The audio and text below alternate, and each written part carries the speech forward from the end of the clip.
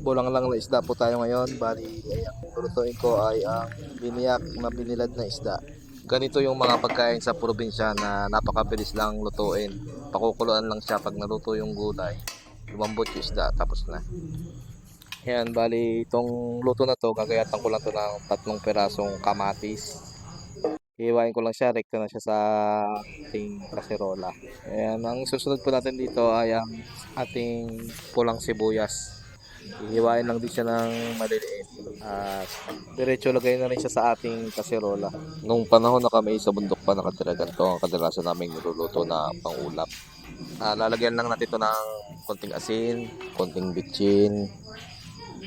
Ayan, bali, konti-konti na bitchin natin para siyempre hindi tayo magkasakit sa ating atay. Yan, tubig, yung katamtamang tubig lang ang ating ilalagay na sakto sa ating pangsabaw. Aantayin lang natin kumulo yung ating sabaw kasi para yung lasa ng kamatis at nung lasa ng sibuyas ay lumabas. At ayan, kumukulo na siya, pwede natin ilagay yung ating kain. Kaya yung pinilat natin ng isda. Sariling gawa natin yan. Hindi tayo bibili sa tindahan kasi yung sa tindahan ay sobrang alat at masyadong makaka-apekto sa sabaw yung alat na yun.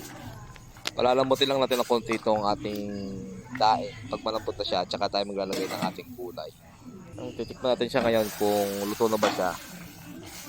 Kung sakto na ba yung lasa niya. At kung sakto naman yung lasa niya.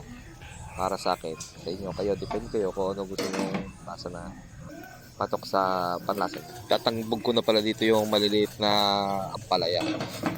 Antayin ko lang siya lumambot. Pagka medyo lumambot na yan, ilalagay ko naman susunod yung ating dahon ng ampalaya. Yan yung talagang magpapasarap dyan pagkain ni naluto. Yan yung tipong yung kay sarap-sarap higupin. Itong luto na to, bagay na bagay ito sa mga nagpapagatas. Yung mga bagong panganak. Ito yung minigigop ko na para siyempre yung malakas yung gatas. Ito yung mga pagkain sa probinsya na napakadalas lutuin kasi bukod sa masarap na, mapakabilis lang niyang gawin. At siyempre yung mga pansahog ay madali lang makakuha sa mga gilid-gilid. Yun ay kung ikit taga probinsya.